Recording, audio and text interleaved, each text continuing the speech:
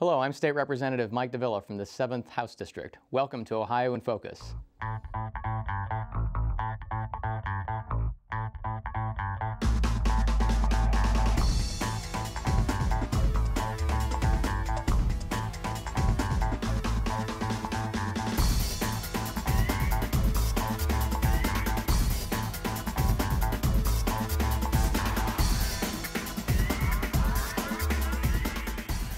Hello and welcome to this edition of Ohio in Focus, a program that brings state government to you. I'm your host, Brad Miller. We have with us today State Representative Mike Dovilla, who serves the 7th House District, which includes communities in southwestern Cuyahoga County. Thanks for joining us today, Representative. It's my pleasure. Good to be with you. So at the beginning of every General Assembly, all the members, all 99 House members are placed into committees. Can you talk about some of the committees that you are in? I sure can. Well, the Speaker's asked me this time to chair a new committee for this session of the General Assembly called Legislative Policy and Legislative Oversight. And that's kind of a catch-all committee that we're working our way through. I think we'll probably talk a little bit more about that at some point today. But I'm also serving on Finance and Appropriations this time, which is the big budget committee, and then the Higher Education subcommittee of that full committee, and then also on Military and Veterans Affairs, which is, I think, a good reflection of my service in the military for the last 11 years. So you mentioned Finance and Appropriations. Obviously, the big issue going through now is the budget. How has that process been going? It's a lengthy process, to be sure. We operate under a biennial budget here in the state, and so this is the busy season for us once you get past February of the odd year all the way through June, really, as the process goes forward. And the House begins the process, of course, under the provisions of the Constitution. So we've got the first chop at it here. There's 31 of the 99 members who serve on the Appropriations Committee, so it's about a third of the chamber. And so you get a good wide variety of views on a lot of different issues. And this is a budget this time coming through that has a great deal of creativity that was put into it. It's another transformational budget by Governor Kasich. And so whether it's the tax proposals, the education pieces of it, the transportation and turnpike piece, which actually moved as a separate bill earlier this session already, or other major issues in there, Medicaid, this is a budget that is a lot to chew on for all of our members. And the newly created Policy and Legislative Oversight Committee, which you mentioned that you are the chairman of, recently passed, and it has now since passed the House as well, House Concurrent Resolution 9, which deals with the Keystone XL pipeline. What can you say about that? Well, this is a resolution that in the last session I was the joint sponsor of, along with Representative John Adams. He's the sponsor this time who's carrying this resolution. Keystone XL is a really important project in terms of energy and construction for not just for the Midwest and for Ohio, but for the United States generally. This is an opportunity for us to bring a good amount of oil down from Canada and other parts of the upper Midwest and bring that oil to market through refineries both in the Midwest and in the southern part of the country. A number of big things on this. It means jobs for Americans, jobs for Ohioans in particular, and not just in the oil industry directly, but in a number of the different building construction trades, the pipe fitters, for example. This is a big deal for them in terms of job creation. It's a chance for us to finally move away from foreign energy in many respects. And finally, it's, I think, a chance to look at lower gas prices at the pump.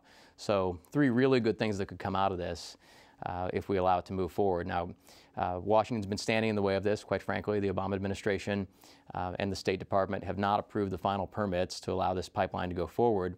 All of the environmental issues, to my mind anyway, have been addressed in the last few months over this issue.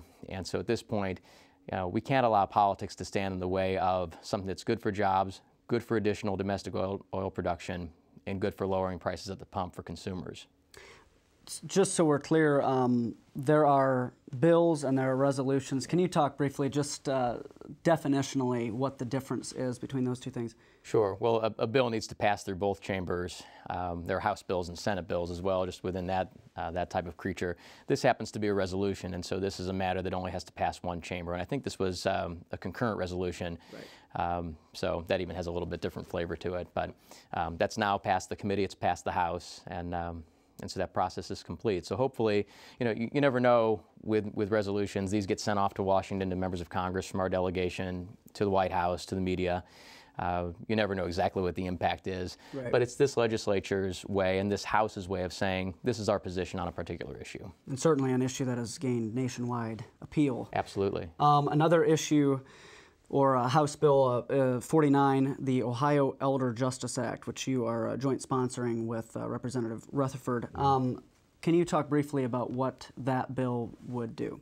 I can. This is another bill that's back from the last session that we didn't get through. I was fortunate as a freshman member to have 8 of my bills become law in my first term, which we were pretty happy with the results of that process. This is one of them that did not make it all the way through the process. It was House Bill 572 in the last session.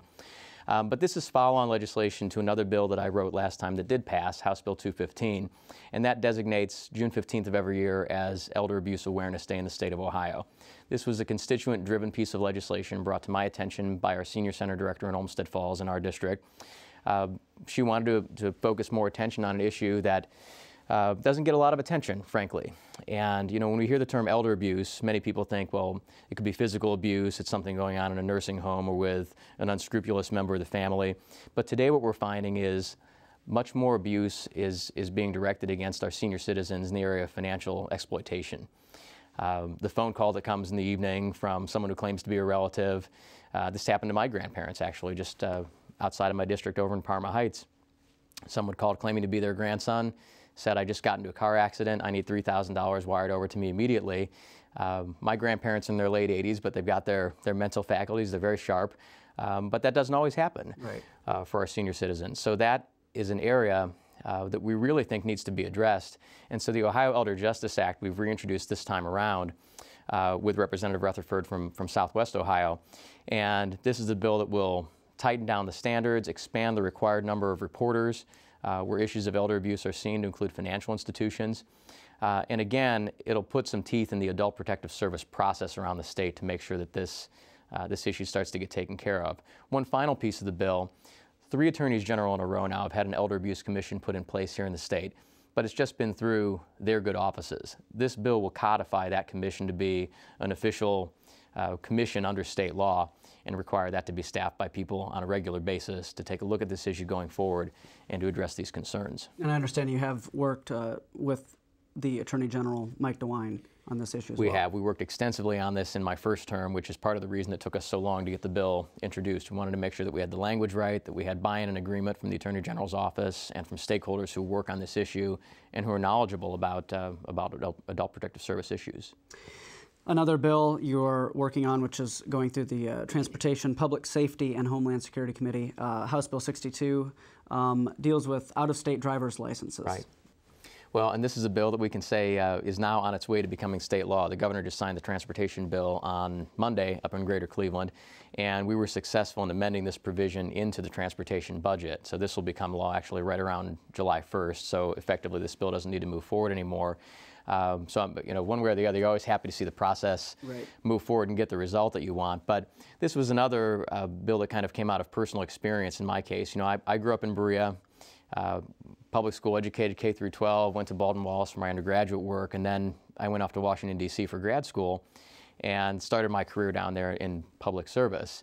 And I did the right thing and became a resident at that point in time of the Commonwealth of Virginia, so surrendered my Ohio driver's license. Was a very simple process. What I found was a difficult process was when I moved back to Ohio and found that you don't only have to take the vision test, as you do in many other states that grant reciprocity to people who have a valid license from another state. I had to take the written driver's test again, which was no longer the pencil and paper thing that it was when I was 16 when I first took it. It was the push button thing on the touchscreen process. But regardless, here I was, a 30-something-year-old guy who'd never had an accident, never had a problem, and had to go through this whole process again. So we've kind of jokingly named this legislation Welcome to Ohio in a little bit of a sarcastic way, I guess, because, you know, here we are trying to welcome people to come to this state or to stay here in Ohio, maybe a college student who's come here from somewhere else, another state, and wants to stay here in the state after graduating from college or university. Or we're growing our state, we're growing the state's economy, trying to attract people to come here. And then one more thing on your to-do list when you get here is to have to take a driver's test.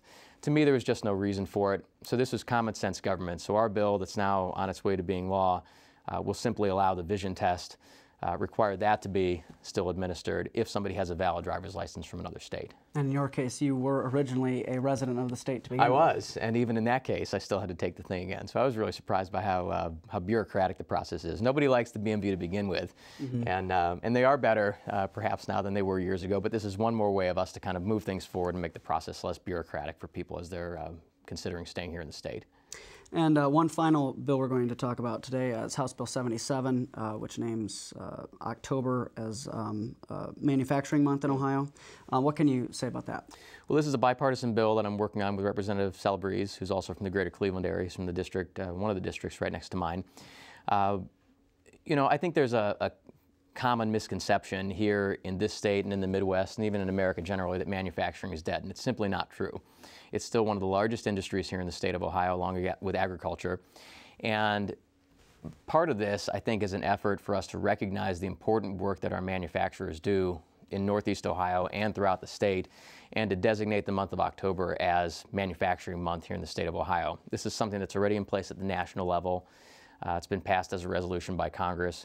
We want to simply underscore it here and say manufacturing is still a very important industry that employs hundreds of thousands of people here, and not only has a great historic past as part of our state's heritage, but a bright future here in Ohio as well. Is there any significance to it being named in October, or is that? We're following suit with the national process that's been put in place on that. Okay. You are currently serving in House District 18, your old district, or I'm sorry, your new district is the 7th district. It was formerly 18 and can be confusing, obviously. Yeah. Your district hasn't changed much, is that right? It hasn't. The cities are the same. It's North Royalton, Strongsville, Olmsted Falls, Olmsted Township, and my hometown of Berea. Okay.